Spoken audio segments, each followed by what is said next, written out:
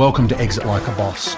I'm going to show you, having helped nearly 800 business owners work through a 21-step process to exit like a boss, how you can do it, what you need to know, the steps you need to take, and what's actually involved in you and your business being able to maximize value and successfully exit like a boss. Hope you enjoy it. In this episode of Exit Like a Boss, we're going to talk about the last step in this big stage 3 about maximizing value. And the last step's all about management succession. So we've talked a lot about ownership succession. Who owns the business? Are we going to sell some of it to employees? Are we going to prepare it for sale to an external party or a private equity firm, or even pass it on to our kids? That's all about who owns the business. Accompanied with that, sometimes directly related and sometimes completely separate, is management succession. In other words, who runs the business? Now, most business owners leave this. They may well even prepare the business for sale and forget this is an issue. So what this is about is understanding the management structures within our business. Now, we do a couple of key things here. The first thing is we look at an organisation chart today. Who's in the business? What roles do they play? What experience do they have? How long have they been with you? How well qualified are they to do that particular job? Then what we have to do is look at that org chart again in 12 months' time, 2 years' time, and 5 years' time. If we assume the business is going to grow over the next 5 years, how many more people do we need? What new roles are we going to create? Perhaps at the moment you've got an internal bookkeeper/accountant, but if you go 5 years down the track, you might need a CFO. Now that's a completely different level of accountant, a completely different level of experience, different qualifications, etc. Now that could be that you work with the current existing accountant and upskill them over that period. Maybe they do some training, maybe they do some extra qualifications and become that CFO in 5 years' time. Or maybe it is that you have to recruit that person externally. And again, you've got to tie this into your exit strategy. I'm working with a client at the moment who's doing exactly that, recruiting a new CFO.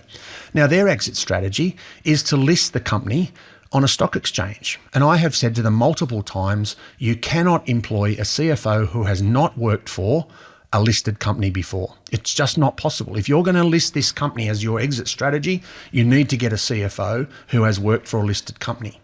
Now, if my exit strategy is to pass the business on to my kids, I don't need a CFO that's worked for a listed company. I need a CFO that's going to make sure they don't muck it up, protect them and the business and the other assets. Different kind of person, different skill set.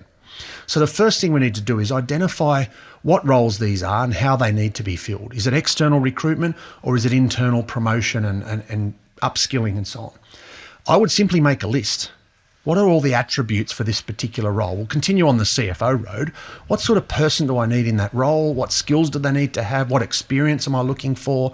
What qualifications does that person necessarily have to make sure that they're the right person for that role? And if I've got somebody in there now who I think in 5 years' time could be that person, then I need to design a succession plan around that management succession. Every single thing they need to do over the next 5 years to make sure when we get to year 5, they're ready to go. They're qualified, they've got the experience, they've got the training, they have all the tools and equipment and everything they need to actually step into that role. So just preparing a bit of a roadmap, if you like. Now, on the other side, employees love this. Employees love the fact you're working with them on a career progression. Most employees, I would say nearly all employees, don't want to think that they're going to be doing the same job on the same money in the same role 5 years down the track. They'd all like to be doing something more, earning something more, being more responsible in the business or contributing more to the outcome or whatever it might be. So not only is it good for the business to have a management succession plan, employees also like it. The last point, and probably the most important one, is this is about removing you. This is about making sure the business is not dependent on you. When we value a business, when we assess a business for sale or lending or investment, the biggest problem in nearly all of them is they're dependent on an owner or owners. The business can't sell without the owner. The business can't deliver product without the owner. The product designs with the owner, whatever it might be.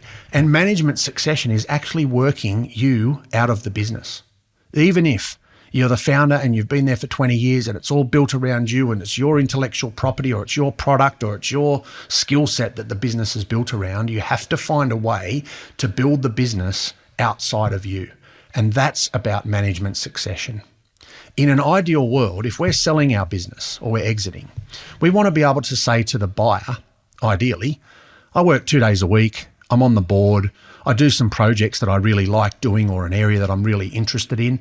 But if I go away to Europe for a holiday for 3 months, nothing is going to change in this business. Now, there's very few business owners that can actually say that. But that's what management succession should deliver. If you get it right, if you get the right people in the right roles and train them and progress them through that process to be able to take over from you and each other as they progress and the business grows, then you've got management succession right. And you'll know that because you can go to Europe for 3 months and nothing will change. The business will continue to make products, deliver it, get paid, pay people, do all of the things the business needs to do. Now, there's a bit of time involved here. This is not a quick step. This is not something you're going to fix in a week or a month or even a year or two. This is often about upskilling people. So some examples from our clients. One of our clients had a fantastic operator. This person already knew the business. Operationally, they were all over it. They knew what was going on. They knew what had to be done, except for the financial aspects. Now, we were talking about making this person the CEO. Absolute control, managing the business day to day. You can't have a CEO that knows nothing about the financials and isn't skilled and experienced and able to deal with them. So our solution was two things. One, we suggested that person go and do an MBA and focus on finance and financial type subjects.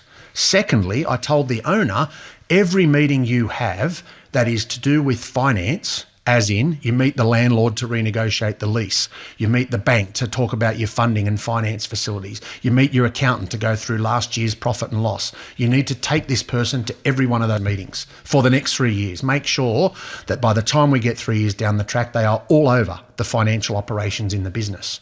Now, that's a big investment in time and effort and cost, because you're going to duplicate costs, you're going to duplicate time for key people, etc.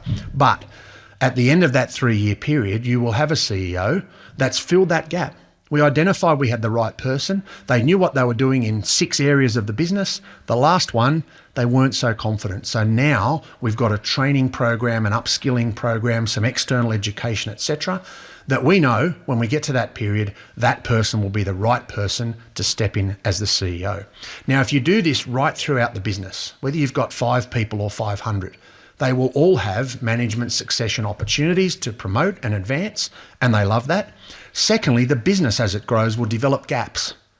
We haven't got a sales manager who can manage a team of 20 people. We've got a good salesman, but he's not a manager. So how do we upskill that person? How do we train them, bring them up to speed? We've got an accountant, but not a CFO. We've got a factory manager, but not a production manager. Just identifying, firstly, those gaps. What are the actual skill gaps? What are the gaps in knowledge or experience or training or education that we need? And then making a plan, a management succession plan to fill those gaps. Should mean 2 things. 1, the business doesn't need you. 2, you're going to retain people more likely and more often because they've got a clear career path, they've got a progression, they can see where they're going to end up. And the business should be in a position where you can prove that it doesn't need you. You can prove you've got a management team in place that knows what it's doing and can run the business, and therefore help you walk away and exit like a boss.